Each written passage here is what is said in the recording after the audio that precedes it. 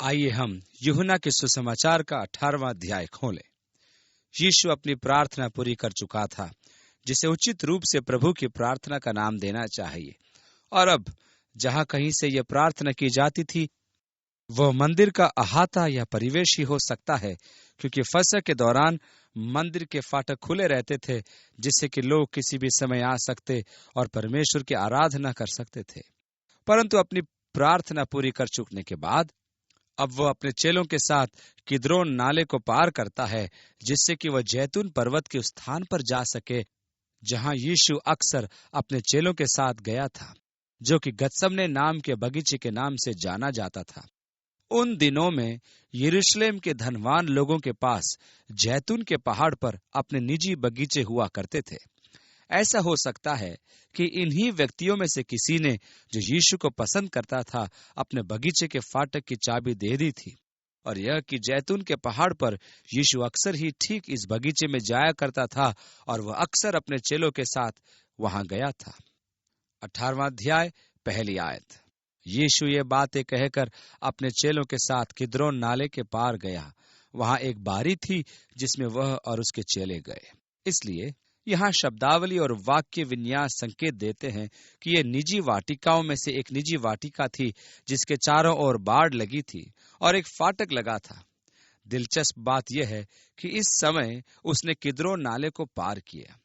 फसह के पर्व के दौरान वहां उस मंदिर पहाड़ी पर फसह के लिए हजारों मेमनों के बलिदान चढ़ाकर जाने थे। सच्चाई में तो इसके कोई 30 वर्षों बाद रोमी सरकार ने एक जनगणना करनी चाहिए। वे लोगों को नहीं गिन सकते थे, क्योंकि यहूदी लोगों की जनगणना का विरोध करते थे। ये विरोध तब से जारी था जब दाऊद ने जनगणना कराई थी और पूरी जाति को दाऊद के पाप का दंड भुगतना पड़ा था। इसलिए उस समय से लेकर वे लोगों की गिनती कभी नहीं करते। वास्तव में तो आज के रूढ़िवादी यहूदी इस समय जब आप किसी पार्टी में हो और आपको किसी खेल या अन्य किसी बात के लिए गिनना हो, तो वे लोगों की गिनती नहीं करेंगे। वे कहेंगे 1 नहीं, 2 नहीं, 3 नहीं, 5 नहीं। परंतु जनगणना करते समय उन्होंने यह किया कि फसह के लिए बलिदान चढ़ाई गई मेमनों की गिनती की, क्योंकि वे जानने के लिए उत्सुक थे कि इन फसहों पर कितने लोग यरूशलेम में इकट्ठे हो रहे थे। अब यह कि फसह का मेमना 10 से कम लोगों द्वारा नहीं खाया जाना था, और इसलिए जोसेफस इतिहासकार द्वारा विशेष गणना का वर्णन मिलता है। वह यह कि उस एक फसह के पर्व में 256,000 भेड़ें मारी या बलि की गई, जो इस बात का संकेत देता है कि फसह मनाने के लिए यरूशलेम में लगभग 25 लाख लोग एकत्रित हुए थे। इसलिए जब वे मेमनों की बलि चढ़ाते थे, तब लहू एक छोटी नाली से होकर नीचे किद्रोन नाले में चला जाता था, और फिर यह लहू नाले के पानी में मिल जाता था, और ऊपर से नीचे की ओर बहती नदी का पानी रक्त रंजित दिखाई पड़ता था। और जब यीशु ने अपने शिष्यों के साथ इसे पार किया, जिसमें किद्रोन नाले का लहू स्थित जल भरा था, जो कि उन तमाम चढ़ाए हुए मेमनों के बलिदानों से बहकर आया था, जिन्हें फसह पर बलि किया गया था, इसमें शंका नहीं कि यीशु मन में उस मेमने के बारे में सोच रहा था जिसे इस फसह पर बलिदान चढ़ाया जाना था, परमेश्वर का मेमना जो जगत के पाप उठा ले जाता है। और इसलिए यह उसके लिए नितांत स्पर्शनीय क्षण था जब उसने अपने शिष्यों के साथ नदी को पार किया और फसह के मेमनों के लाल रक्त के साथ जल को बहते देखा। दूसरी और तीसरी आयत। उसका पकड़ने वाला यहूदा भी वह जगह जानता था, क्योंकि यीशु अपने चेलों के साथ वहां जाया करता था। तब यहूदा सैनिकों के एक दल को और प्रधान याजकों और फरीसियों की ओर से प्यादों को लेकर दीपकों और मशालों और हथियारों के लिए हुए वहां आया। यह समूह, जिसके लिए यूनानी शब्द यह संकेत देता है कि यह एक रोमन टुकड़ी थी, फिर चाहे इस दस्ते के रूप में जाना गया हो, जिसमें 650 पुरुष थे, या फिर उनके पास एक बड़ा दस्ता था जिसमें 1000 लोग सम्मिलित थे, जिनमें 270 फौजी घुड़सवार, साथ में पैदल चलने वाले सैनिक, अथवा कम से कम 200 पुरुष तो रहे ही होंगे। अब ये एक दिलचस्प बात है कि यीशु और उसके 12 शिष्यों को गिरफ्तार करने के लिए वे बड़ी संख्या में रोमी सैनिकों के साथ मंदिर के अधिकारियों को भी लाए थे। उन्होंने क्यों सोचा कि उन्हें इतने सारे लोगों की आवश्यकता पड़ेगी? यह अपने आप में दिलचस्प बात है। चौथी आयत। तब यीशु उन सब बातों को जो उस पर आने वाली थी जानकर निकला वो बगीचे से बाहर निकल आया था। रोमी सैनिक मशालें साथ में लाए थे। अब मजे की बात यह है कि पूर्णमासी का दिन था। पूरे खिले चंद्रमा की रोशनी के दौरान भला उन्हें मशालें लाने की क्या जरूरत थी? परंतु हो सकता है कि उन्होंने सोचा होगा कि वह कहीं किसी झाड़ी में छिपा होगा और इसलिए वे अपने साथ मशाले और हथियार लाए थे। परंतु यीशु तो बाग से निकलकर ठीक उनके सामने आ खड़ा हुआ। 4 आयत, और उनसे कहा, किसे ढूंढते हो? उन्होंने उसको उत्तर दिया, यीशु नासरी को। यीशु ने उनसे कहा, मैं हूं। यीशु ने बस इतना ही कहा, मैं हूं, अनंत परमेश्वर का ईश्वरीय नाम। जब यीशु ने कहा, मैं हूं, तब इसमें कोई शंका नहीं कि उसकी दिव्य शक्तिशाली सामर्थ निकल पड़ी। 6 आयत, उसके ये कहते ही मैं हूं, वे पीछे हटकर भूमि पर गिर पड़े। अब इस बिंदु पर यदि यीशु चाहता तो उन्हें वहीं भूमि पर पड़े रहने देता और वहां से जा सकता था। ये सच में रोचक बात है कि संपूर्ण परिस्थिति यीशु के नियंत्रण में है। वह तो स्वामी है और हालांकि वे उसे गिरफ्तार करने आए थे, एक वही है जो कि आदेश दे रहा है, ध्यान दे। तब उसने फिर उनसे पूछा, तुम किसको ढूंढते हो? वे बोले, यीशु नासरी को। यीशु ने उत्तर दिया, मैं तो तुमसे कह चुका हूं कि मैं हूं। यदि मुझे ढूंढते हो तो इन्हें जाने दो। उसने उन्हें आदेश दिया कि शिष्यों को जाने दो और उन्होंने जाने दिया। सब कुछ उसके नियंत्रण में था। इस बिंदु पर भी वह आज्ञा दे रहा था। संपूर्ण परिस्थिति पर पूरा पूरा नियंत्रण। 9 आयत, यह इसलिए हुआ कि वह वचन पूरा हो जो उसने कहा था, जिन्हें तूने मुझे दिया उनमें से मैंने एक को भी न खोया।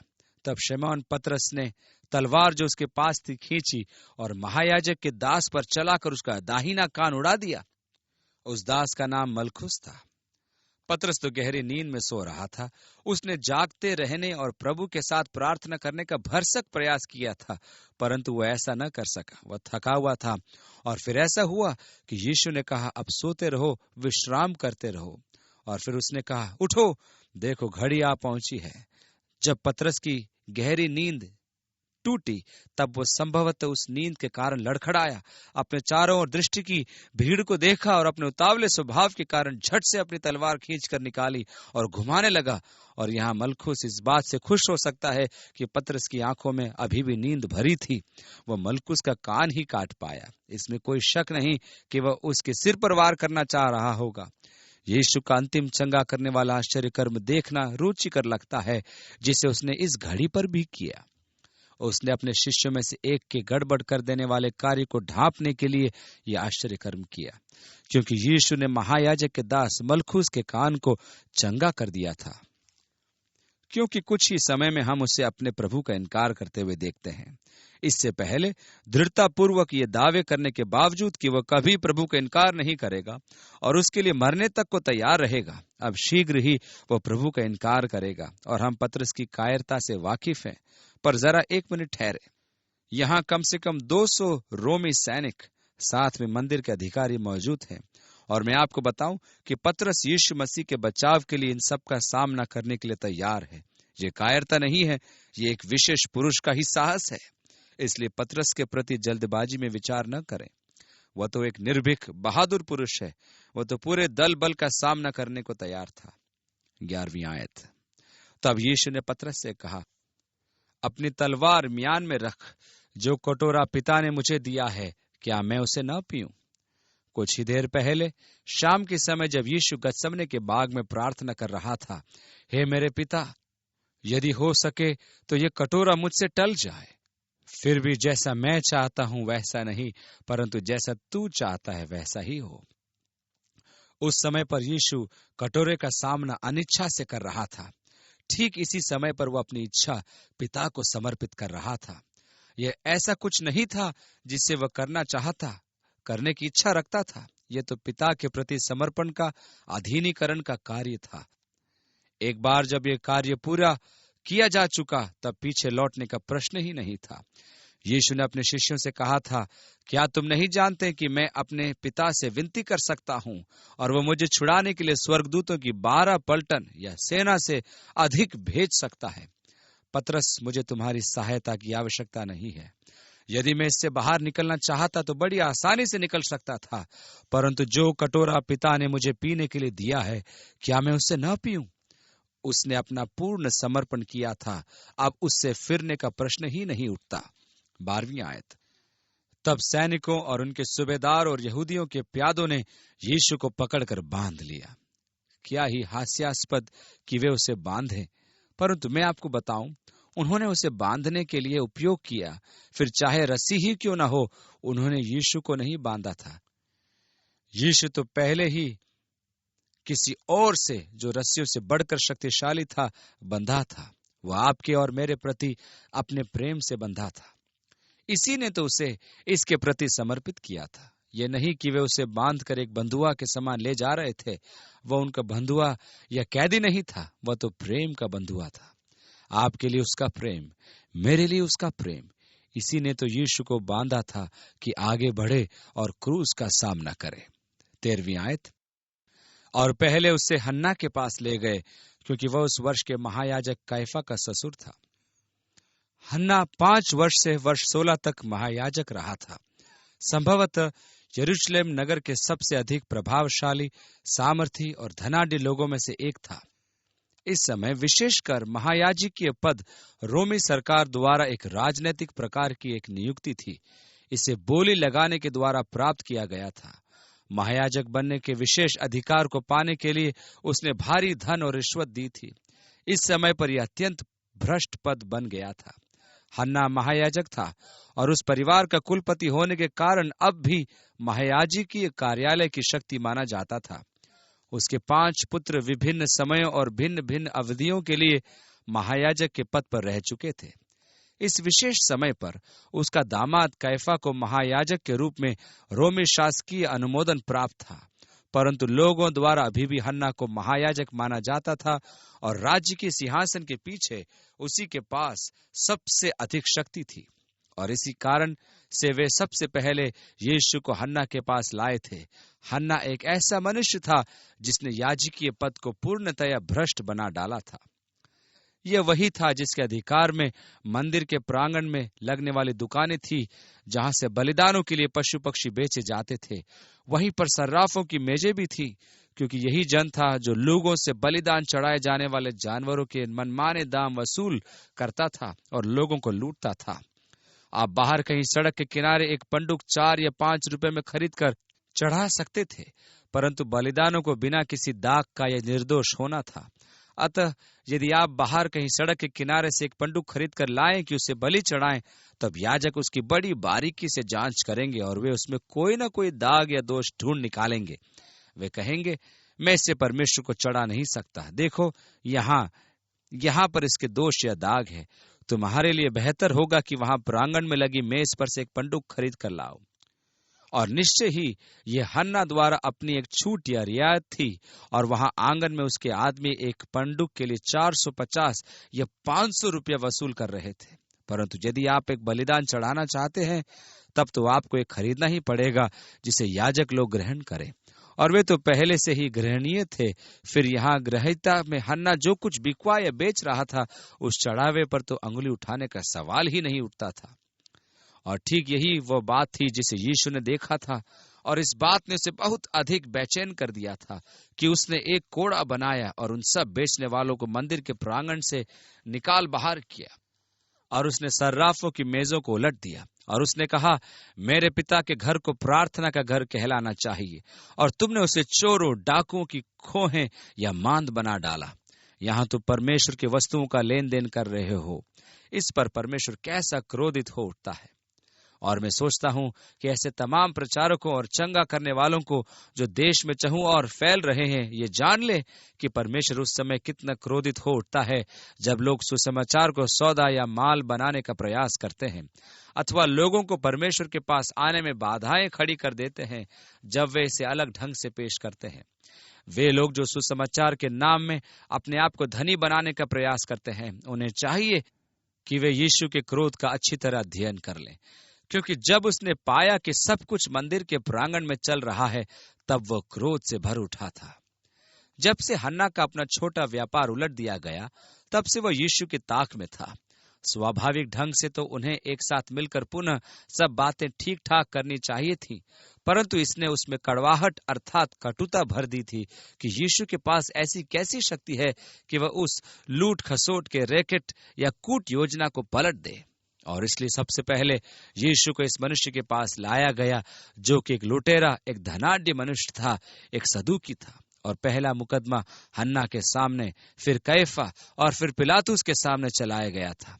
इसलिए वे उसे कैफा के ससुर हन्ना के सामने ले गए, जो उस वर्ष का महायाजक था। और यही कारण है कि उस समय 2 महायाजक थे, हन्ना कुलपति, एक बुजुर्ग आदमी, लोगों द्वारा मान्य, परंतु रोमी सरकार ने राजनीतिक रूप से कैफा को महायाजक के रूप में नियुक्त किया था। अब यह कैफा वह जन था जिसने कहा था, देखो, हमारी संपूर्ण जाति के लिए एक पुरुष का मरना अच्छा है। 15वीं आयत। शमौन पतरस और एक अन्य चेला भी यीशु के पीछे हो लिए। अब पुनः यह प्रशंसनीय है, यूहन्ना के अपवाद के साथ अन्य सभी चेले भाग गए थे। यहाँ पतरस संकट में पड़ गया, क्योंकि वह यीशु के निकट ही बना रहना चाहता था। वह लगातार उसके पीछे पीछे गया। 15वीं आयत। यह चेला महायाजक का जाना पहचाना था, इसलिए वह यीशु के साथ महायाजक के आंगन में गया, परंतु पतरस बाहर द्वार पर खड़ा रहा। अब यह अन्य चेला शंका से पूरे यूहन्ना है, जो स्वयं को इंगित कर रहा है। यह चेला महायाजक का जाना पहचाना था। क्या आप मानते हैं कि यह वह यूहन्ना था जिसे महायाजक जानता था? वृत्तांतों के अनुसार यूहन्ना का पिता जब्दी एक धनाढ्य मछली व्यापारी था। उसके पास अपना जहाज बेड़ा था।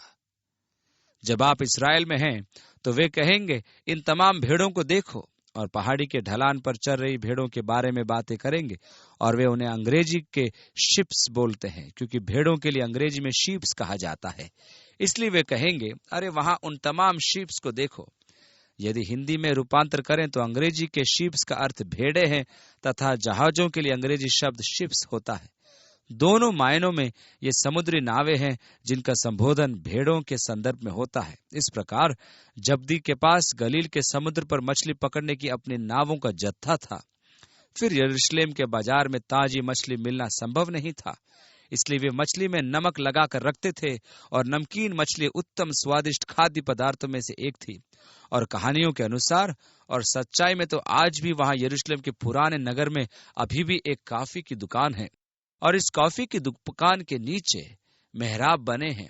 और वे आपको बताएंगे कि ये मेहराब वास्तव में तो जब्दी के मछली बाजार थे, और उसने महायाजक को नमकीन मछली बेची थी। अब यदि ऐसी बात थी तो जब्दी का बेटा यूहन्ना बड़ा हो रहा था, और वह मछली पहुंचाने में हाथ बटाता था। इस प्रकार वह महायाजक के घर बहुत बार नमकीन मछली पहुंचाने जाता रहा होगा, और इस प्रकार से वह विश्वास किया जाता है कि यूहन्ना महायाजक को जानता था। किसी भी रूप से वह उसे जानता था, इसलिए वह महायाजक के आंगन में गया, परंतु पतरस बाहर ही खड़ा रहा। 16वीं आयत।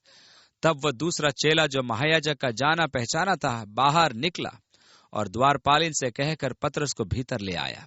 उस दासी ने जो द्वारपालिन थी पतरस से कहा, कहीं तू भी इस मनुष्य के चेलों में से तो नहीं है? उसने कहा, मैं नहीं हूं। दास और प्यादे जाड़े के कारण कोयले धधकाकर खड़े आग ताप रहे थे, और पतरस भी उनके साथ खड़ा आग ताप रहा था। मैं इस बिंदु पर कह सकता हूं, जब कभी आप शत्रु की आग से गर्मी पाना चाहें तो सावधान रहें, क्योंकि आप खतरनाक क्षेत्र में हैं। 19वीं आयत। तब महायाजक ने यीशु से उसके चेलों के विषय में और उसके उपदेश के विषय में पूछताछ की। अब यह तो यहूदी व्यवस्था का उल्लंघन था। उनके पास 5वां संशोधन जैसी एक बात थी, जिसके अंतर्गत कोई मनुष्य स्वयं के विरुद्ध गवाही नहीं दे सकता था। आपको अपने आप के विरुद्ध गवाही देने की आवश्यकता नहीं थी। इसलिए जब महायाजक उससे यह प्रश्न पूछ रहा था, हन्ना ने उसके चेलों और उसके उपदेश या धर्म सिद्धांत के बारे में पूछा था। वास्तव में तो यीशु उसको इस प्रकार उत्तर देते प्रतीत हुआ, देखो, मैंने संसार से खुलकर बातें की है। मैंने आराधनालयों और मंदिर में, जहां सब यहूदी इकट्ठा हुआ करते हैं, सदा उपदेश किया और गुप्त में कुछ भी नहीं कहा। तू मुझसे क्यों पूछता है? कानूनन बात तो यह होती है कि अपने गवाहों को पेश कर, जिन्होंने मुझे सुना था वे ही तुझे बताएंगे। 21वीं आयत में यीशु ने बोला, सुनने वालों से पूछ कि मैंने उनसे क्या कहा। देख, वे जानते हैं कि मैंने क्या क्या कहा। इस प्रकार से यह एक तकनीकी कानूनी बात थी जिसे वो महायाजक को याद दिला रहा था। 22वीं आयत, जब उसने ये कहा तो प्यादों में से एक ने जो पास खड़ा था यीशु को थप्पड़ मारकर कहा, क्या तू महायाजक को इस प्रकार उत्तर देता है? यीशु ने उससे उत्तर दिया, यदि मैंने बुरा कहा तो उस बुराई की गवाही दे, परंतु यदि भला कहा तो मुझे क्यों मारता है?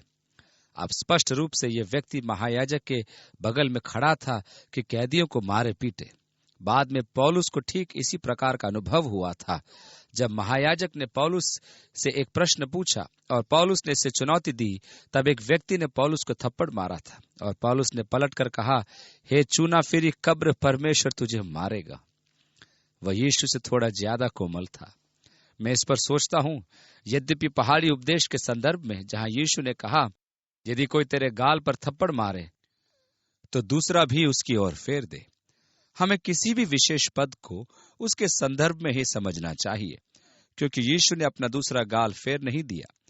उसने तो बस ये कहा, देख, यदि मैंने बुरा कहा तो उस बुराई की गवाही दे, और यदि मैं व्यवस्था की एक ईमानदारी की बात सामने लाया, तब फिर तू मुझे क्यों मारता है? और जिस मनुष्य ने उसे गैर कानूनी तौर से मारा था, उसको यीशु ने चुनौती दी। 24वीं आयत, हन्ना ने उसे बंधे हुए कैफा महायाजक के पास भेज दिया। और यूहन्ना कैफा के सामने अपने मुकदमे की बात हमें नहीं बताता है, परंतु अन्य सुसमाचार मत्ती और मरकुस हमें कैफा के सामने उसके मुकदमे के बारे में बताते हैं। 25वीं आयत, शिमोन पतरस खड़ा हुआ आग ताप रहा था। तब उन्होंने उससे कहा, कहीं तू भी उसके चेलों में से तो नहीं है? उसने इनकार करके कहा, मैं नहीं हूं। महायाजक के दासों में से एक, जो उसके कुटुंब में से था, जिसका कान पतरस ने काट डाला था, बोला, क्या मैंने तुझे उसके साथ बारी में नहीं देखा? पतरस फिर इनकार कर गया और तुरंत मुर्ग ने बांग दी। दूसरे सुसमाचारों में से एक बताता है कि ठीक इसी समय पर यीशु पीछे घूमा और पतरस की ओर देखा, और पतरस को प्रभु के वचन याद आए और वो बाहर जाकर फूट फूट कर रोया। पतरस के लिए एक अत्यंत कठिन अनुभव था। कहानियां हमें बताती है कि आने वाले वर्षों में लोग जब उसका मजाक बनाना चाहते थे या उसको फंसाना चाहते थे, तब वे मुर्गे की आवाज निकालते थे। निरंतर उसकी सफलता को याद उसे दिलाते रहते थे।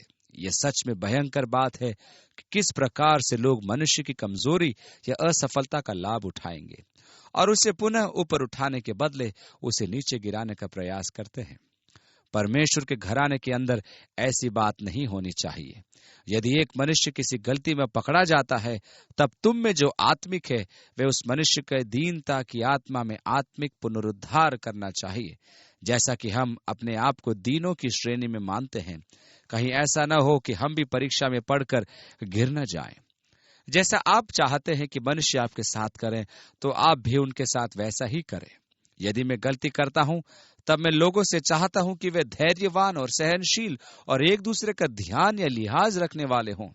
इस प्रकार मुझे धैर्यवान और सहनशील और ध्यान रखने वाला होना चाहिए। धन्य है वे जो दयावान हैं, क्योंकि उन पर दया की जाएगी। मैं ये बात अपने सेमिनारी के प्रोफेसरों को प्रत्येक जांच के समय पर बताया करता हूं। 28वीं आयत, तब वे यीशु को कैफा के पास से किले को ले गए। अब वह पिलातुस के सामने ले जाया जा रहा था।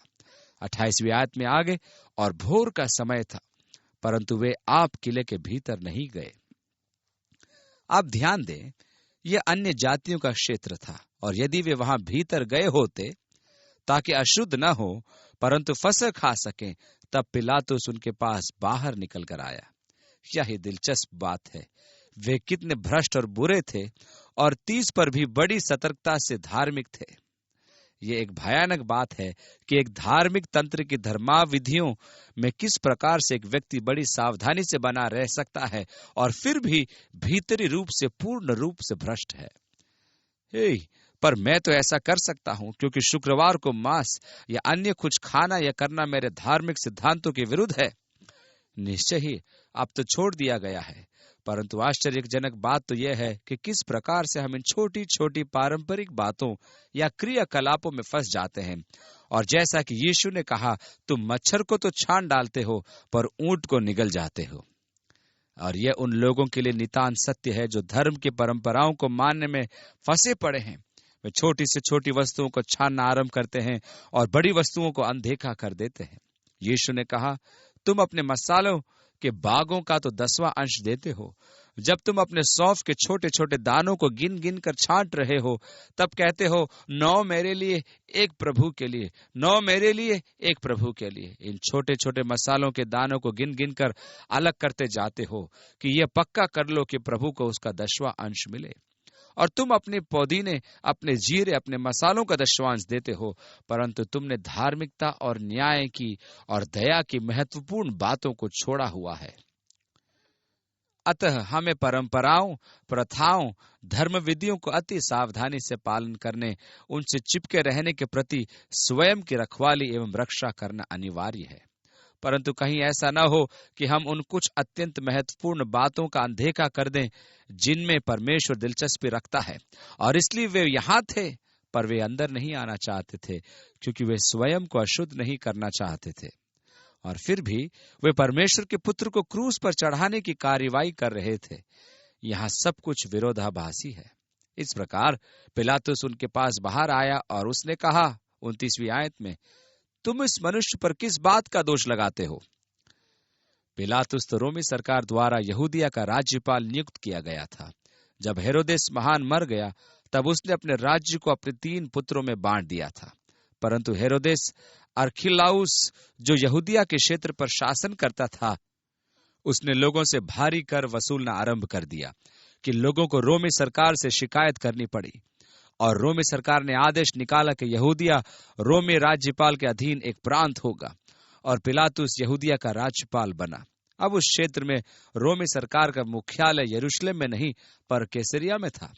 पर राज्यपाल को वर्ष में एक बार प्रत्येक प्रमुख नगर को देखने जाना पड़ता था, और सामान्यतः राज्यपाल पर्व के दिनों में यरूशलेम आता था, क्योंकि शासक जानते थे कि पर्व के समय हजारों लोग यरूशलेम में इकट्ठे होते हैं, और यदि रोम के विरुद्ध कहीं कोई नागरिक आंदोलन उठ खड़ा होता था तो यह अवसर पर्व के समयों के दौरान ही हुआ करता था।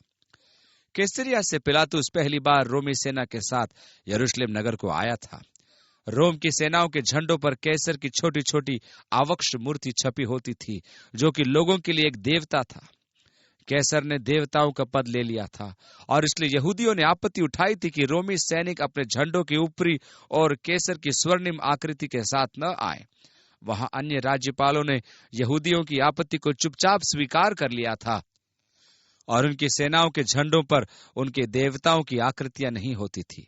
परंतु पिलातुस उनके अंधविश्वास के कारण इसे छोड़ने के लिए तैयार नहीं था, और इसलिए पिलातुस की अधीनता में रोमी सैनिकों का दल कैसर की आकृति वाले झंडों को उठाए हुए यरूशलेम में मार्च करते हुए आया था। और इसने यहूदियों को बुरी तरह से चिढ़ दिलाई कि उन्होंने उसके इस कार्य पर उसे चेतावनी दे डाली कि फिर ऐसा न करे, और वे कैसरिया तक उसके पीछे गए और उसे निरंतर याद दिलाते रहे। और इसलिए उसने आज्ञा दी कि वहां कैसरिया की रंगभूमि में इकट्ठा हो। और जब वे सब इकट्ठे हो गए तो उसने रंगभूमि के फाटकों पर ताले लगवा दिए, और तब उसने कहा, ठीक है, अब तुम मुझे रिस दिलाना बंद करो, अन्यथा मैं तुम सबको मरवा डालूंगा। तुम्हें मार डालने के लिए मेरे पास सैनिक है। मैं नहीं चाहता कि अब आगे को तुम इस झंडे के मामले में मुझे चेतावनी दिया करो। और इस बात पर सब यहूदी नाराज हो गए, और उन्होंने अपनी बाहें चढ़ा ली और एक मत से कहा, आगे बढ़ और हमें मार डाल। अब पिलातुस ठंडा पड़ गया था, और हालांकि सारे यहूदी पूर्णतः असुरक्षित थे, बचाव करने में असमर्थ, पर वह उन्हें यूं ही नहीं मार डाल सकता था। और इस प्रकार उसने आत्मसमर्पण कर दिया और इस मामले को यहीं छोड़ दिया। परंतु तब फिर पिलातुस उनके परंपराओं के प्रति धैर्य नहीं रख सकता था, और पुनः पिलातुस ने यहूदियों की परंपराओं, धर्म विधियों में से कुछ का उल्लंघन किया, और उन्होंने इसके लिए सम्राट से आग्रह किया, और सम्राट ने लोगों का पक्ष लिया और पिलातुस की कार्यवाही को रद्द कर दिया। रोमी राज्य सभा के अनुसार वे राज्यपालों से अपेक्षा करते थे कि जहां तक संभव हो प्रांतों में शांति बनाए रखें। परंतु पिलातुस ऐसे व्यक्तित्व वाला मनुष्य नहीं था कि बस झुक जाए या मौन स्वीकृति प्रदान कर दे। इसलिए उसे समस्याओं का सामना करना पड़ रहा था, और उसके लेखे में सम्राट को एक और शिकायत की जाना उसके लिए मुसीबत बन सकती थी। तब पिलातुस उनके पास बाहर निकल आया और कहा, तुम इस मनुष्य पर किस बात का आरोप लगाते हो? 30वीं आयत, उन्होंने उसको उत्तर दिया, यदि वो कुकर्मी न होता तो हम उसे तेरे हाथ न सौंपते। पिलातुस ने उनसे कहा, तुम ही इसे ले जाकर अपनी व्यवस्था के अनुसार उसका न्याय करो। मेरा कहने का मतलब है कि यहूदी यीशु पर सही सही आरोपों को नहीं लगाना चाहते थे। इसी कारण पिलातुस इस झमेले में पड़ना नहीं चाहता था। यीशु के विरुद्ध उनके आरोप ईश निंदा करना था। आपको याद है कि महायाजक ने कहा था, तो क्या तू परमेश्वर का पुत्र है? और यीशु ने उससे कहा, तूने आप ही कह दिया। तब महायाजक ने कहा, अब हमें गवाहों का क्या प्रयोजन? हमने उसे स्वयं उसके मुंह से कहते सुना है, ईश निंदा तुम लोगों से क्या कहते हो? ये वध होने के योग्य है। परंतु पिलातुस के सामने वे ईश निंदा के आरोप को न ला सके थे, इसलिए पिलातुस के सामने उन्हें उस पर अन्य दोष लगाना था। ये लोगों को रोम के विरुद्ध विद्रोह करने को भड़का रहा है। परंतु पिलातुस के मन में इन लोगों के प्रति कोई प्रेम नहीं था। वे तो पहले ही उसे नीचा दिखा चुके थे और उसमें उनकी धार्मिक भावनाओं के प्रति कोई धैर्य नहीं था। और इसलिए जब उन्होंने कहा, यदि ये कुकर्मी न होता तो हम इसे यहाँ नहीं लाते, तब पिलातुस ने कहा, तब ठीक है, तुम ही इसे ले जाकर अपनी व्यवस्था के अनुसार उसका न्याय करो। वह इन लोगों से किसी प्रकार का पंगा लेने वाला नहीं था। 31वीं आयत, यहूदियों ने उससे कहा, हमें अधिकार नहीं कि किसी का प्राण ले। मृत्यु दंड का यह अधिकार केवल कुछ वर्षों पूर्व यहूदियों से ले लिया गया था। तालमुड के अनुसार यरूशलेम के विनाश के 40 वर्ष पूर्व रोमी सरकार ने यहूदियों से प्राण दंड देने का अधिकार ले लिया था। यरूशलेम का विनाश ईस्वी सन 70 में हुआ था। इसका अर्थ हुआ कि ईस्वी सन 30 में रोमी सरकार द्वारा यहूदियों से प्राण दंड देने का अधिकार ले लिया गया था। जब यीशु के क्रूस पर चढ़ाए जाने के 2 वर्ष पहले जब यहूदियों से मृत्यु दंड देने का अधिकार ले लिया गया था, उस समय पर यहूदियों के बहुत से अगुए टाट पहने और सिर पर राख डाले हुए यरूशलेम की सड़कों पर विलाप करते फिरते थे और उन्होंने कहा, परमेश्वर अपनी प्रतिज्ञा और अपने वचन से मुकर गया था। और उन्होंने परमेश्वर की असफलता के ऊपर शोक मनाया कि वह अपने वचन पर स्थिर नहीं रहा, क्योंकि परमेश्वर ने याकूब के भविष्यद्वक्ता के द्वारा प्रतिज्ञा की थी कि जब तक मसीह नहीं आ जाता तब तक यहूदा से राजदंड दूर नहीं होगा। और जब ईस्वी सन 30 में जब रोमी सरकार ने मृत्यु दंड देने का अधिकार यहूदियों से वापस ले लिया, तब ये लोगों से राजदंड हटाने के तुल्य था। और उन्होंने शोक मनाया और उन्होंने कहा, परमेश्वर अपनी प्रतिज्ञा से चूक गया। जिस बात को उन्होंने नहीं जाना था वह यह थी कि परमेश्वर ने अपनी प्रतिज्ञा को बनाए रखा था। वह ठीक उसी क्षण ठीक उनके मध्य में रह रहा था। मसीह राजा आ चुका था, उन्होंने उसे नहीं पहचाना था। उनके शोक या मातम मनाने के जुलूसों की आवश्यकता नहीं थी। परमेश्वर अपने वचन पर अटल था, उसने वचन को बनाए रखा था। परंतु ईस्वी सन 30 में प्राण दंड देने का अधिकार रोमी सरकार द्वारा उनसे ले लिया गया था और इसलिए उन्होंने कहा, हमारे पास अधिकार नहीं, कानूनी तौर से हम किसी मनुष्य को मृत्यु दंड नहीं दे सकते। 33वीं आयत, तब पिलातुस फिर किले के भीतर गया और यीशु को बुलाकर उससे पूछा, क्या तू यहूदियों का राजा है? यीशु ने उत्तर दिया, क्या तू यह बात अपनी ओर से कहता है या दूसरों ने मेरे विषय में तुझसे यह कहा है? क्या यह वही बात है जिसे आप वास्तव में जानना चाहते हैं, अथवा यह वह बात है जिसे आपने सुनी थी? आप जो जानते हैं कि लोग तमाम प्रश्न पूछते हैं और वहां बेतुके छिछले प्रश्न भी होते हैं। मैं एक ईमानदारी से पूछे गए प्रश्न अर्थात सत्यनिष्ठ प्रश्न का उत्तर देने में पूरा दिन लगा दूंगा, पर मेरे पास बेतुके गंदे प्रश्नों के उत्तर देने का समय नहीं है। और ऐसे बहुत से लोग हैं जो सब समय कपटपूर्ण प्रश्नों को लेकर आते हैं और कपटपूर्ण प्रश्नों के लिए मेरे पास धैर्य नहीं है। वास्तव में तो लोग अपने प्रश्न का सही उत्तर पाना ही नहीं चाहते, वे तो बस एक तर्क या बहस करना चाहते हैं। और कुछ ऐसे उपयुक्त प्रश्न होते हैं जिनका जवाब देना जरूरी है। इसलिए जब मेरे पास एक कपटपूर्ण प्रश्नकर्ता आता है तो मैं अति शीघ्र रोमी जैसा बन जाता हूं। यीशु पिलातुस से पूछ रहा था, क्या तुम वास्तव में जानना चाहते हो अथवा क्या तुम एक तर्क या बहस करना चाहते हो? क्या किसी ने तुम्हें मेरे बारे में बताया है अथवा क्या तुम वास्तव में पूछ रहे हो? 35वीं आयत में पिलातुस ने उत्तर दिया, क्या मैं यहूदी हूं? तेरी ही जाति और प्रधान याजकों ने तुझे मेरे हाथ में सौंपा है। तूने क्या किया है? यीशु ने उत्तर दिया, मेरा राज्य संसार का नहीं। तू मुझसे पूछता है कि क्या मैं एक राजा हूं? हाँ, परंतु मेरा राज्य संसार का नहीं है। यदि मेरा राज्य इस संसार का होता तो मेरे सेवक लड़ते कि मैं यहूदियों के हाथ सौंपा न जाता, परंतु मेरा राज्य यहाँ का नहीं। पिलातुस ने उससे कहा, तो क्या तू राजा है? यीशु ने उत्तर दिया, तू कहता है कि मैं राजा हूं। अथवा और अधिक शाब्दिक रूप में, तूने यह कहा कि मैं एक राजा हूं। 37वीं आयत, मैंने इसलिए जन्म लिया और इसलिए संसार में आया हूं कि सत्य की गवाही दूं। जो कोई सत्य का है वो मेरा शब्द सुनता है। पिलातुस ने उससे कहा, सत्य क्या है? इस बिंदु पर मुझे निश्चय है कि यहूदियों और उन समस्याओं के कारण जिनका सामना पिलातुस ने इस प्रांत के राज्यपाल के रूप में किया था, उस अवसर पर अत्यंत कटु स्वभाव का हो चुका था। और मैं सोचता हूं कि यह प्रश्न कटुता का था, सत्य क्या है? यह कहकर वह फिर यहूदियों के पास निकल गया और उनसे कहा, मैं तो उसमें कुछ दोष नहीं पाता, पर तुम्हारी यह रीति है कि मैं फसह में तुम्हारे लिए एक व्यक्ति को छोड़ दूं।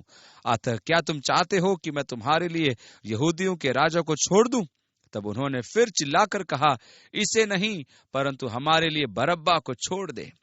और बरअब्बा डाकू था। इस प्रकार यीशु को छोड़ देने का यहाँ प्रथम प्रयास है। फसह की प्रथा के कारण लोगों के प्रति रोमी सरकार की कृपा दृष्टि दिखाने के लिए उसे एक कैदी को छोड़ना या रिहा करना पड़ता था, और इसलिए उसने यीशु को फसह के कैदी के रूप में छोड़ देने का प्रयास किया, परंतु वे बरअब्बा को छोड़ देने के लिए चिल्लाए। अतः पिलातुस ने दूसरी बार यीशु को कोड़े लगवा कर छोड़ देना चाहा। वह भी इस आशा में यीशु को कोड़े लगवाए कि कोड़े मारने के इस खौफनाक क्रूर दंड को देखने पर उनकी खून की प्यास संतुष्ट हो जाएगी जो इन लोगों में व्याप्त थी, परंतु ऐसा नहीं हुआ।